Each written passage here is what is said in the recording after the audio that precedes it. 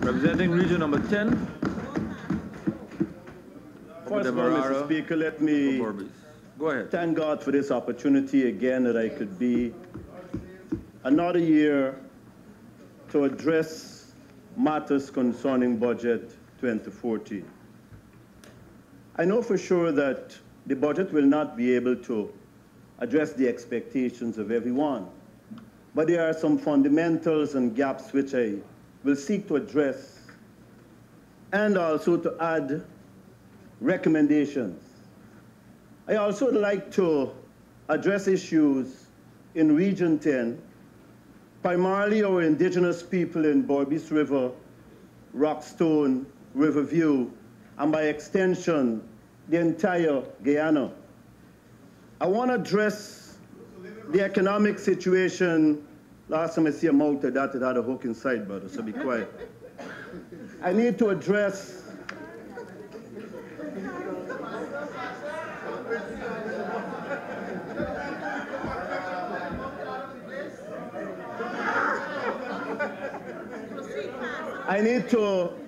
the economic situation in Region 10 and be able to offer recommendations. I heard you, my good friend. Mr. Speaker, I wish to start with the indigenous people in Berbice River. I wish to highlight some of the gaps and the fundamentals that the budget did not address. I'm not here to wage a war against the budget, but I'm here to offer recommendations for gaps that are exposed. And I hope that the other side will take on board these recommendations in good faith. But before I do that, I would need to highlight what these gaps are to this Honorable House. Mr. Speaker, the indigenous people of Berbice River, Rockstone, Aichuni, Riverview, Kamaka, Wiruni, just to highlight a few of these communities, they lack basic infusion of finances for sustainable livelihood. I remember recently in these communities that wells were sunk. What they're not having is value for money in Region 10. And if you go and check those wells right now, they are not functioning. And by extension, in Amelia's ward, a well was sunk 3 years ago. That well also is not functioning.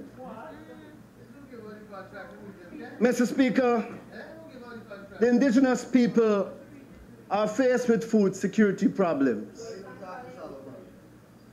They don't have the knowledge of agronomy, integrated pest management. They are plagued with crop destruction from wild animals, transportation issues to get their produce to markets. Mr. Speaker, the general amenities for Amerindians in Region 10 are totally lacking. Mr. Speaker, poverty is a serious issue among indigenous communities in Region 10. But what is most troubling is that young people are migrating from these areas. That's right. The budget of 2013, I recognize the Amerindian Development Fund in excess of $3.9 million was spent. Mr. Speaker, under the same heading, for 2014, I now see $1.1 billion. Mr. Speaker, it's iniquitous and it's bordering on madness to spend $1.1 billion on line items. I have never seen this in all my 25 years plus of project management and accounting, that $1.1 billion will be spent just on line items. Mr. Speaker, line items, sir. Mr. Speaker, my recommendation for the indigenous people in Region 10 to counter the line item approach to the development of indigenous people is a national Amerindian development program. This is my recommendation. The Amerindians in Region 10, and by extension, the Amerindians of Guyana, need a national Amerindian development program where the following, Mr. Speaker, can be established. Broad objectives in a holistic manner. Strategies could be outlined. Impacts, measurable indicators could be established. Mr. Speaker, time schedule, a program logical framework could be established. Mr. Speaker, these are necessities if we want to take the Amerindian community forward. Yes. I need to pause here. How many of us in this house will trade places from where we are living with the indigenous people in Region 9 or Region 7? Yes. Mr. Speaker, I am aware that the Ministry of Amerindian Affairs are working. But, Mr. Speaker, the approaches are anachronistic, they're unrealistic, and they don't give efficacy to Amerindian development in this country. Mr. Speaker, my call for an Amerindian development program is not an outlandish one. Australia has an Aboriginal Communities Development Program that is functioning right now. The United Nations have an Indigenous Peoples Partnership Framework, which is a program that addresses Indigenous peoples' development. It can't be done piecemeal. You build a school there, build a playground there. It can't be done in that manner. Mr. Speaker, even the International Federation of Agricultural Development, they have an Indigenous People Sustainable Development Program. India has a development program. United States have one. Brazil next door have one. I call in this house. This is one of the gaps that I'm calling on the government side to fill. This is one of the areas I feel necessary if we're going to develop Amerindians in this country. Mr. Speaker, yes, Amerindians form part of Region 10, sir. Mr. Speaker, I wish to turn my attention to Region 10 proper and to address some of the issues. And not only address some of the issues, Mr. Speaker, I wish to offer again recommendations for development and economic mobility, upward mobility in Region 10. Mr. Speaker, I need to posit here that, or share here, that I did have a good talk with the Honorable Minister Ben.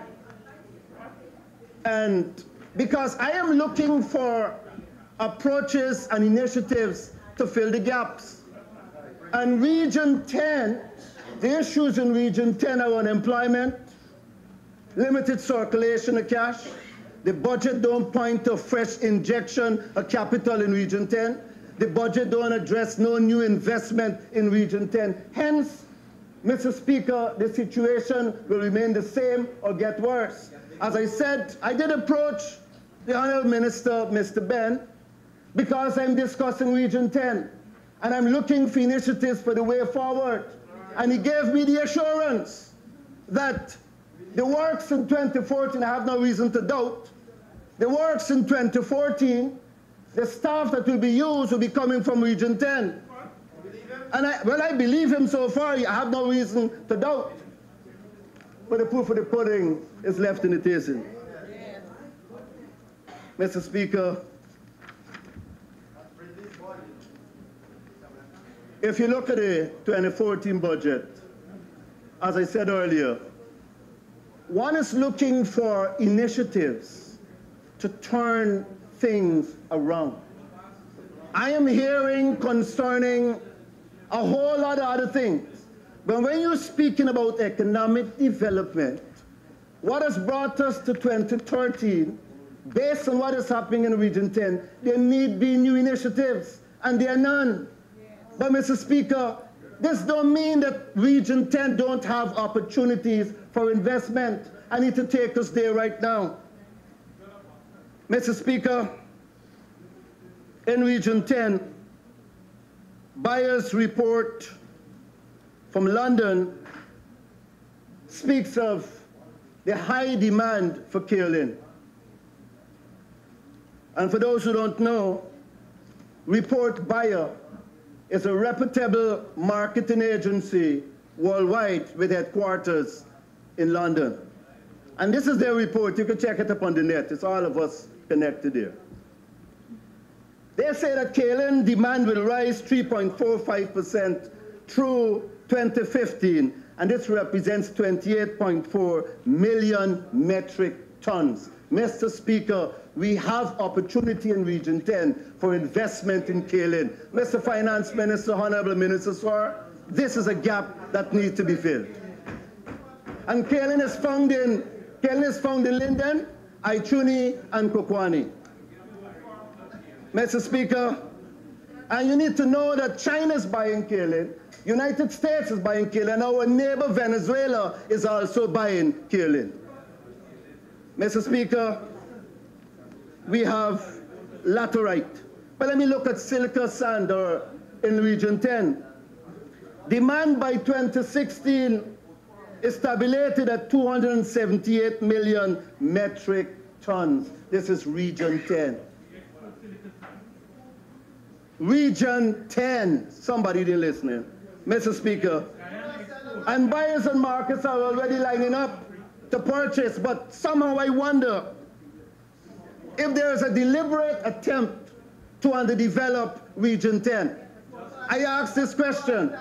Why? Because if the opportunities are there and the opportunities are not being made use of, then something sinister is afoot.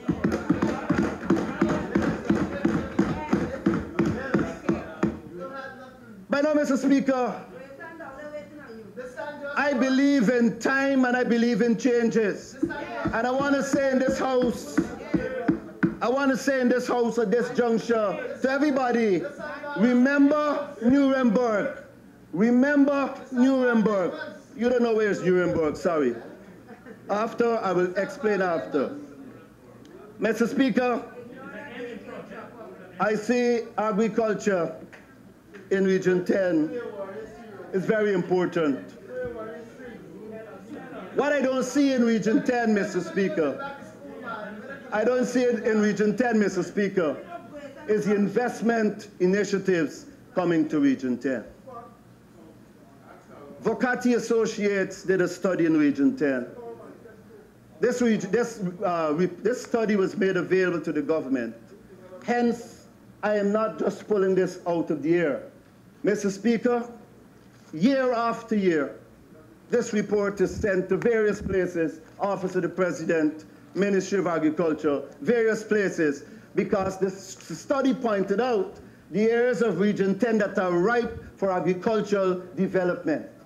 But in 2014 budget, nothing is there. I will find out and let you know. Mr. Speaker, I seem to be being distracted by a comedian, but I will take it with grace. Mr. Speaker, I want to know right here, right now, what is happening in Guyana and in Region 10. What is in the psyche of the government against the peoples of Region 10? Because here is another opportunity for development, agriculture. There's so many farmers lining up to do things in Region 10. But you know what we get in Region 10? You get a minister come in Region 10 with a black plastic bag. And he says to the officers, don't share it until I gone. Ask me after the session. Ask me after the session. Mr. Speaker, I am happy that I have caused such a ruckus in the House. I seem to be mashing some corns, Mr. Minister. But if the corn get mashed, I think they should say ouch. So, Mr. Speaker, I remember, and I need to look back one thing missed me as it relates to the indigenous people. January 29, 2013, a case was called in the High Court. Member has made an accusation. A minister who is unnamed. I would like to ask the member, since he's made a very sweeping comment, that he's not a priest in this house, he's a member of parliament in this house. And so we weren't elected as priests, we were elected as members of parliament. Mr. Speaker, I'd like to ask that the member be asked to name which minister did such a thing and name the minister. Name the minister. That's all I'm asking. Thank you, Honourable Member. Mr. Speaker, Honourable Member, you would recall that a precedent similar to this one occurred, and the objection was taken, I think, by you yourself, that a member couldn't ask another member any questions. I'm not during the speaker, the debate. sir. I'm not the speaker, sir. I would follow that precedent. I will follow that precedent because we don't know what kind of minister he's talking about. Mr. Speaker. I know he's a minister. I know that the honourable member is a minister himself. I would say, honourable member, that you move on. Mr. Speaker, according to Standing Order 41, Contents of Speeches, Subclause 6, no member shall impute improper motive to any member of the Assembly. Could I ask that the person be named, sir? Madam Teixeira, this is the ruling. One, I'm familiar with that standing order. No one has been named, so there's no question of any crime being imputed to anybody. I'll ask the member to continue with his presentation. Let everybody. And I would advise that you take notice of the comrades. Mr. Speaker, the church in Linden has 120 ministers. Honourable member, you have 5 minutes. Mr. Speaker, let me wrap up. I just want to say that the church in Linden has 120 ministers. Mr. Speaker, in the 2014 budget estimates, under the following ministries and offices, they are funding under the Ministry of Finance, reference 1900-400 Basic Needs Trust Fund, and the Ministry of Agriculture, reference number 280-1400 Rural Enterprise Agriculture Development. Mr. Speaker, I would appreciate very much where these fundings are under these ministries, that the guidelines to access these funds are made known to this House.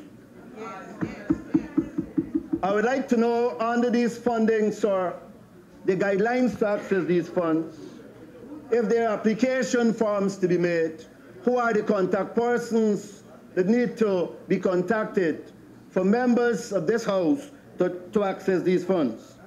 Mr. Speaker, in closing, my recommendation remains the same. A national Amerindian development program to move the indigenous people forward.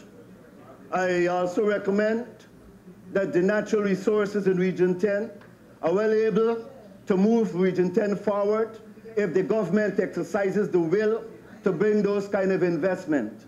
I also posit here, Mr. Speaker, that the state of affairs in Region 10 is because of the government high-handedness and the way how they're dealing with Region 10. But I conclude that we shall overcome.